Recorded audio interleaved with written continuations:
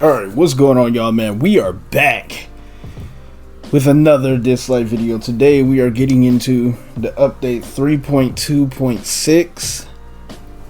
Today is a big day, you know what I'm saying? We got the new stuff dropping. We got the new ESPER. We also got, you know, some new updates to characters. Some buffs or whatnot. Buffs or nerfs for characters, we don't know yet. Well, I haven't got on here yet, so I don't know. So let's get into it, man. Oh man, I ended up making this video a little later than I wanted to. Okay, so this is some shit that I don't care about. Let's see. So they gave us the ESPER ability, adjustment, compensation, maintenance gift, all that jazz.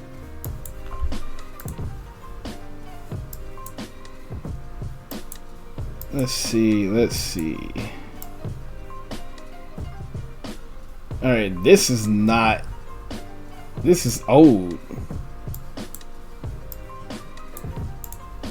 What's going on with that? Let me see, did they...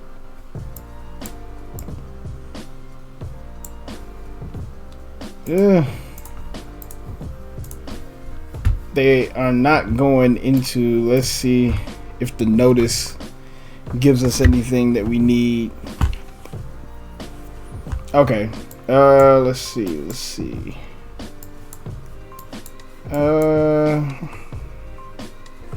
ESPER balancing. There we go. Alright, so we got our in-game stuff here. For Raven, Eternal Comet ability 1. Old, it used to attack one enemy 2 times, dealing 70 damage per hit. Each hit has a 70% chance of stealing one buff. Upon successful stealing, inflicts sear for 1 turn.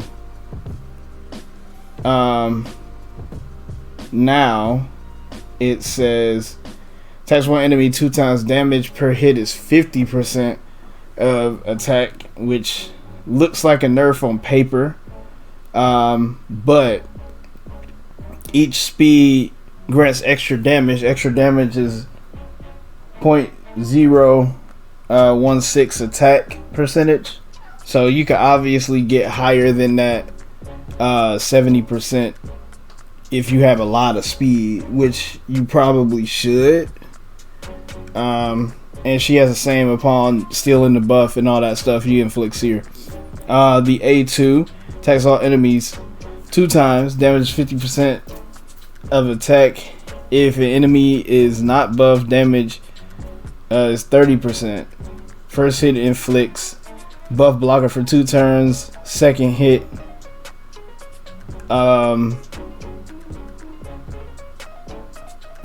hit reduces each enemy's max HP capacity 100% of the second damage hit. Now she has a passive. It performs a pursuit attack when enemies without buffs take a hit.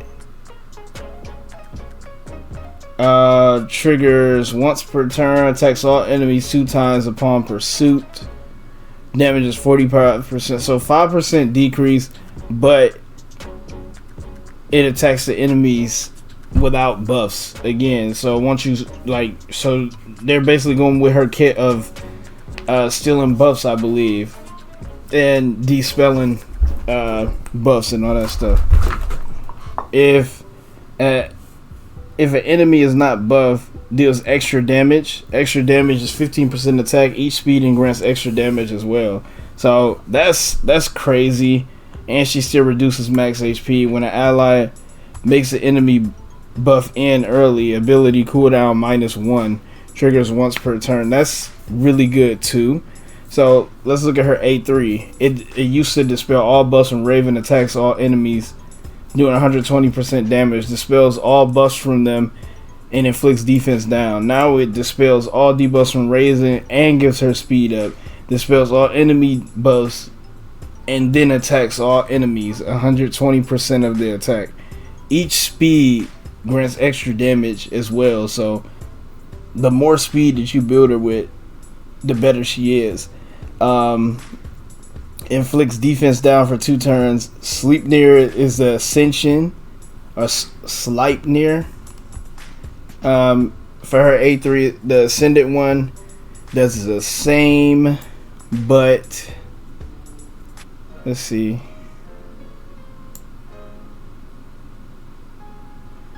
Dispels all enemy buffs, but it can't be resisted if the target speed is not above Raven's, and then attacks all enemies. So you really don't even have to build her with, oh my god, you don't have to build her with accuracy if you just build her with a shit ton of speed. Oh, but you still want that defense down to inflict, so I guess you would still want some speed on her.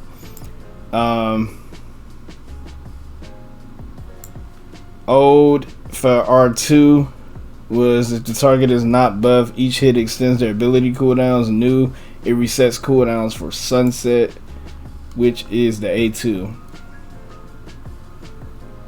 But then the R6 is the action of dispelling status effects and inflicted defense down is taken before damaging enemies. Now it does that and can't be resisted when the target speed is not above Raven. So it basically makes her defense down unresistible if your speed is lower. That's nice. We gonna look at Tever now. So Tever has his speed got increased to 104 from 97. That's always nice.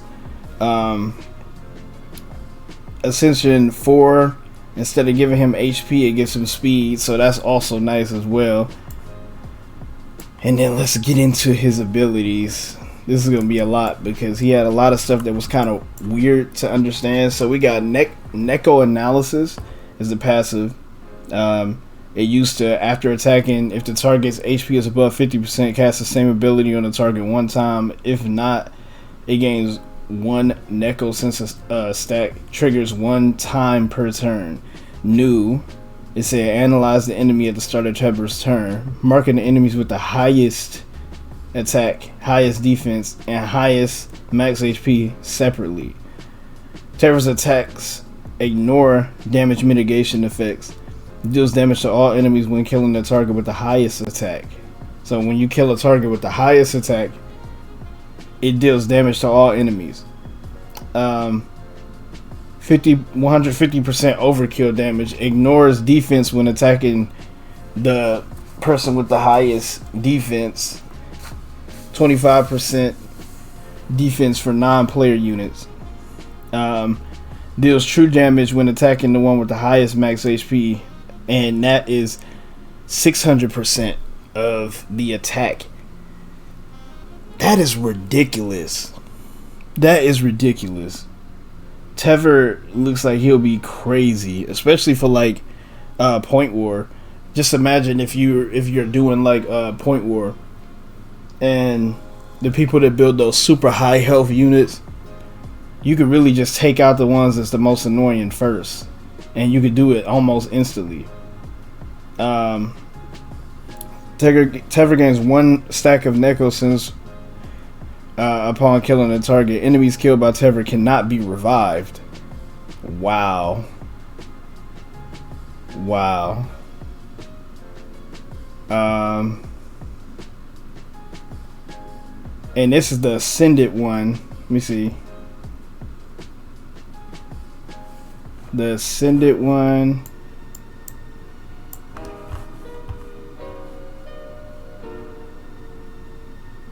He gains 1 stack of Neko Sense at the start of combat and upon killing a target. So that's pretty much what it does when you ascend it. I think that's the only thing that's different. Yeah, that's cool. That's cool. Neko Sense, before it used to, each stack increases Tever's crit damage by 15%. When stacks are matched, reset the cooldown of Tever's abilities and attacks the target twice. The next turn then removes all existing stacks, max at 2 stats. New, it gives him 30% crit damage instead of 15. Chance of taking critical hits is minus 100% and resets Tever's ability cooldowns at the start of his turn. So it basically, what it does is makes it so that you can't get hit with critical attacks, as well as resetting the abilities and increasing that crit damage by 30%. That is really good. So the A3 attacks one enemy, does 230% of the attack percentage, inflicts Neko Curse. New, dispels all buffs on one enemy, absorbs their AP, then attacks the enemy with 330% attack. Jesus Christ. Tever looks really good. Really good. So, let's see. The R2, it used to, the condition for triggering and removing Neko Curse changes when the enemy with Neko Curse is attacked by Trevor. The new effect is Tever's attacks always land a critical hit. Wow. If you can get him to R2 and build him with nothing but crit damage, this dude is ridiculous. If you can get him to R2, this dude is crazy. Jesus Christ, dude. Tever looks crazy. I am happy that I have him. His R6 was, the old thing was before attacking, inflict defense down on a target for 2 turns. New is Uncovered Truth.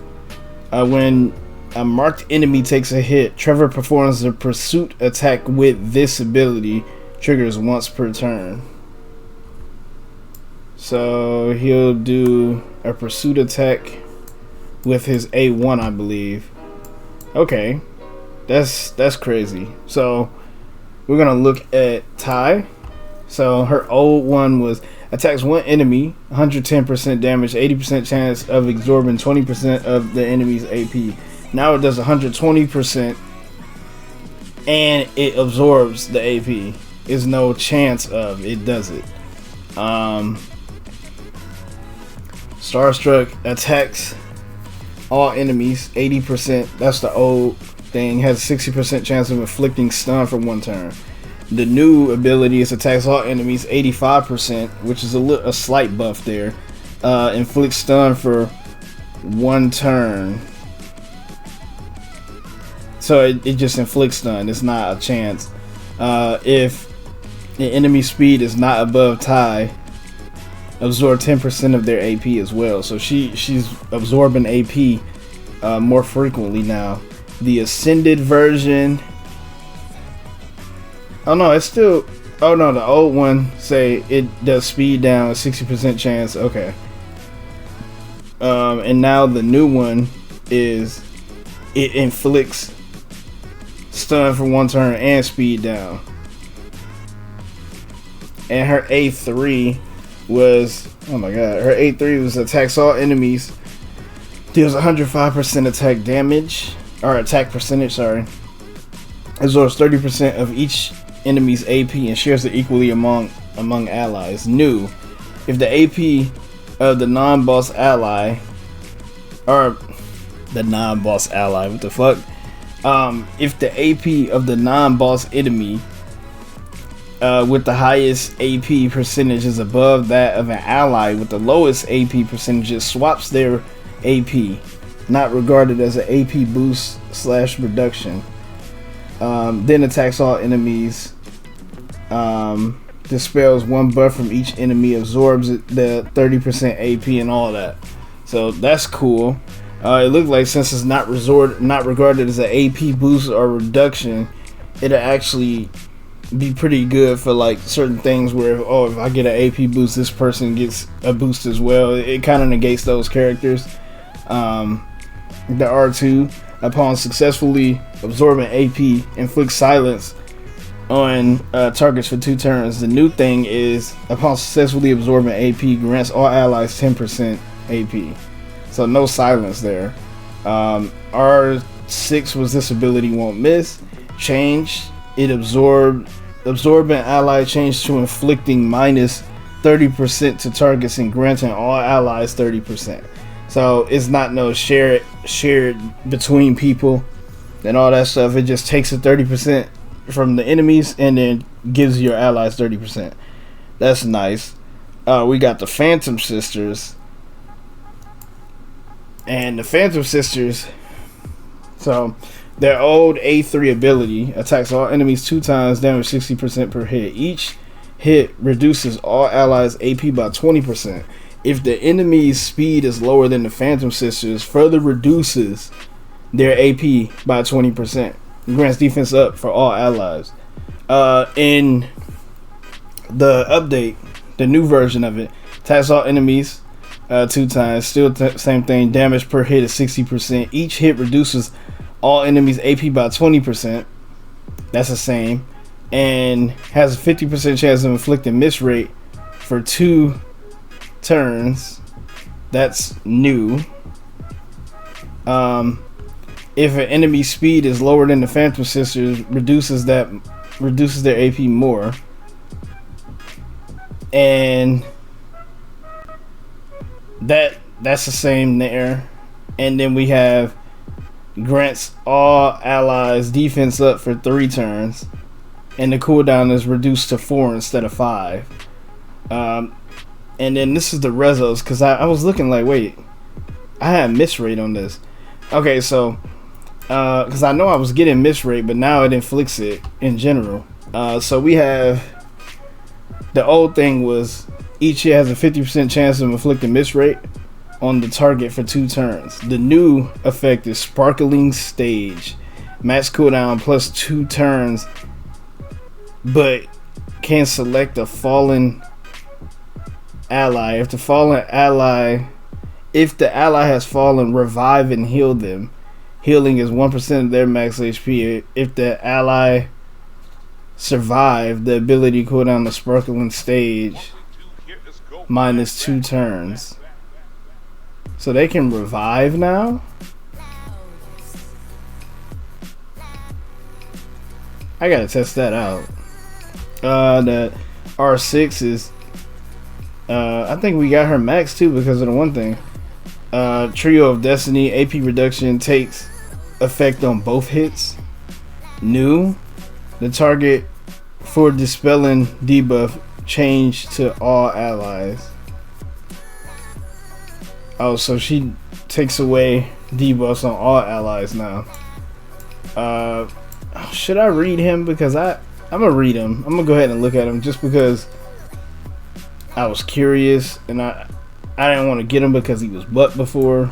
But Elliot, Pure Enlightenment A3, attacks 1 enemy. His old thing was attack 1 enemy, damages 270% of the attack, dispels all buffs from the enemy, extends all their ability cooldowns to max number of turns, gains crit resistance for 2 turns. New is attacks enemy 2 times, damage 20% plus 13% max HP. Dispels all buffs from them, extends all their ability cooldowns to the max number of turns, inflicts taunt for 2 turns. It sound good, but like if it's gonna extend all their ability cooldowns to the max number of turns and then inflicts taunt, like the whole reason why I'm taking their abilities away, it doesn't matter if I inflict taunt or not, because I'm doing that to make it so that they can't use the abilities that will actually hurt me. So I don't care if they attack me when their ability cooldowns are at the max number of turns. And it's 1 enemy. Oh, attacks 2 enemies. Okay. I mean, it's not horrible. Pure Enlightenment and the Ascension. Let's see what the Ascension does. It's the same thing. Attacks 2 enemies. Dispels all buffs from them. Same thing. When attacked, ability cooldown -1 turn though. So Ascended, that's cool as shit. Okay, now I get why there's a taunt, because they're going to attack him, and every time they attack him, it reduces the ability cooldown -1 turn. Triggers once per turn. So you can get your abilities back faster with Elliot. I don't know how many turns the cooldown is on, but you can get those back faster. That's actually not bad. Resonance 2 before was upon successfully inflicting taunt, all ability cooldowns on the target +1. New effect, each hit extends all ability cooldowns on the target by 1 turn. R6 used to be the ability couldn't be resisted. Now the ability won't miss and can't be resisted. So this is Bonnie. Only thing about her to change is the R6, which is something that kind of don't matter anyway, because I doubt a lot of you guys have her max. But new effect of misfortune upon successfully inflicting stun, all ability cooldowns of the target +1 turn +1 turn, triggers 1 time per turn. New effect misfortune, each hit extends all ability cooldowns of the target by 1 turn. Lu Yan. A lot of people should have him, so I'm gonna go ahead and read his. He had the Death Tome and all that stuff. Gives that to one ally for 2 turns, recording their current HP. After 2 turns, restore their HP to the recorded value. Grants recovery and attack up to the ally for 2 turns. New. Grants one ally recovery for 2 turns. When having Death Tome, Lu Yan can select a fallen ally to revive, healing them with 1% of the ally's max HP. Lu Yan gains Death Tome at the start of combat. Okay. So the A2, when it's ascended, let's see, grants one ally recovery for 2 turns and standoff 1 turn.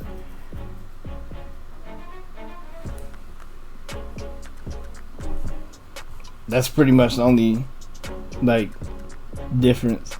It looked like the cooldown went up. The hell? Yeah, it's 4 turns now. Okay. The R6's life gains Death Tone for 2 turns. The new effect at R6 is if without Death Tone, when an ally falls, Lu Yan gains Death Tone, triggers once per battle. Death Tone now, it used to marks the HP and all that shit.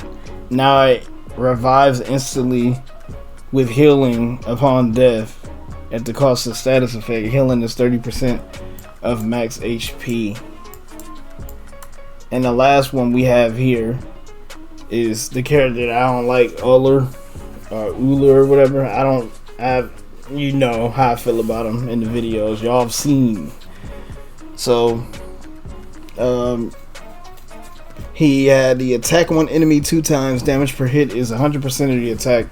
If the enemy is inflicted with freeze, the second hit removes the freeze and deals extra damage. Extra damage is 30% of the attack. New. Attacks one enemy 2 times, damage per hit is 100%, same thing. If the enemy is inflicted with freeze or speed down, the second hit removes it, blah blah, that's the same thing. And then now when it's ascended, it does the same thing. If the enemy is inflicted with freeze or speed down, the second hit removes the freeze and deals extra damage, and also ignores defense. That's a good little add there. With the Frost Glory A3, it used to attack all enemies 2 times, damage per hit is 50% of the attack. First hit inflicts freeze for 1 turn, second hit deals extra damage to enemies inflicted with freeze. Extra damage is 50% of the attack. New. Attacks all enemies 2 times, 50% of the attack. The first hit inflicts freeze and speed down for 2 turns. Second hit deals extra damage to those who have freeze and speed down. The R6 change. Icebreak Fury no longer removes the freeze from the target. Now Icebreak Fury, the second hit, deals extra damage without any conditions and no longer removes freeze from the target. So that's pretty decent. It's pretty decent there. We are going to, let me see. That this video is long. Let's go ahead and look at Raven and Tever, because as you guys know, I ended up pulling Raven and Tever like a month ago, and I had got all of like these Shimmer legendaries. So I was ready for this buff. I don't even know where they're at. You see, because we got the Phantom Sisters at R2.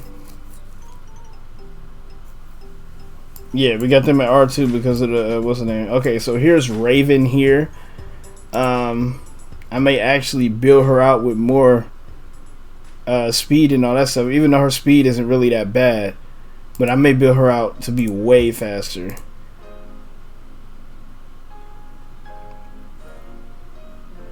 Yeah.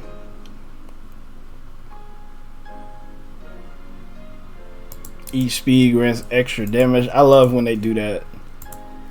So I may actually build her out with a shit ton more speed. I may put her in a speed set instead of trying to have her with crit damage.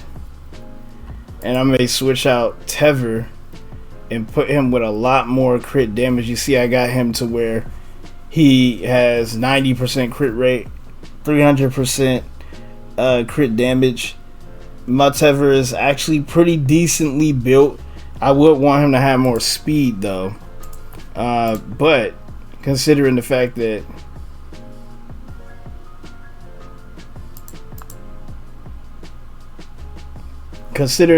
Tever's new abilities are like low-key, like his passive is ridiculous, and he already started off at the 280%. You can get that up to 330% of the attack. Man.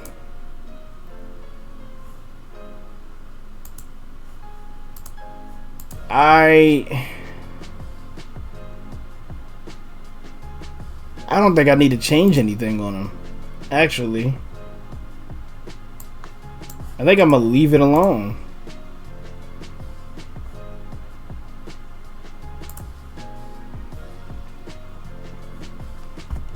Like, if I do change anything, and it's crazy because I still got 160% crit damage with him with an attack with a war set. So he still has a shit ton. I could actually find something better than this, honestly. But yeah, he looks crazy. I could probably find something better than this one though. Get some more attack bonus on there and crit damage, and just say, you know, yeah, I could get something better than that. If I really wanted to, I could throw on a attack bonus on the crit rate here.